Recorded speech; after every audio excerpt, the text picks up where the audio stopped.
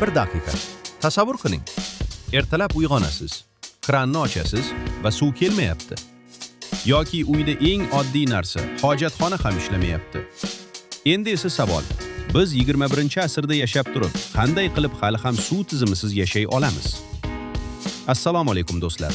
Bugun siz bilan juda oddiy, lekin hayotimizni 180 darajaga o'zgartirib yuboradigan mavzuda gaplashamiz.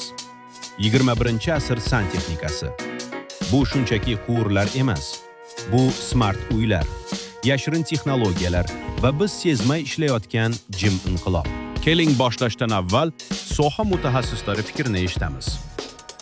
Sanuzilga kafel yaxshimi, PVX panelmi? Sanuzilli poliga kafel qilgan yaxshi, devorlarga PVX panel. Ham arzon, ham chiroyli chiqadi. Oshxonaga kafelmi, PVX panelmi? Hamma yog'ini kafel qilib olsa, birinchidan qimmat aylanadi, undan tashqari zaxlab ketadi. PVX panel issuvni ham shu beradi, chiroyliroq, arzonroq aylanadi. Patologga gipsikarton o'rniga PVX panel yopishtirishyapti. Qaysi biri yaxshi o'zi? PVX panel o'zi devorli mahsuloti, patologga gipskarton qilgan yaxshi. TV zoniga polniy qovurg'a terib olgan yaxshimi, PVX panel bilan kombinatsiya qilgan yaxshimi? Hozir qovurg'alar trendda, lekin PVX panel bilan kombinatsiya qilsangiz ancha chiroyli chiqadi.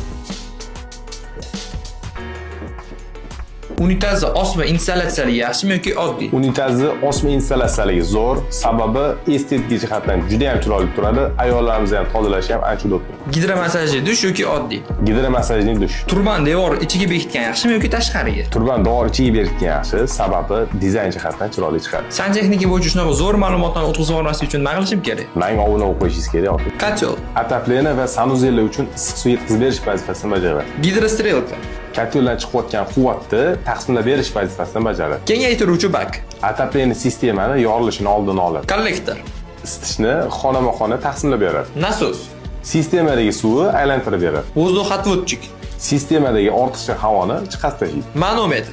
Sistemadagi suv bilan gazni bosimni ko'rsatadi. Va mana do'stlar, bugungi sayohatimiz shu yerda tugaydi. Endi siz oddiy kranga boshqacha qaraysiz.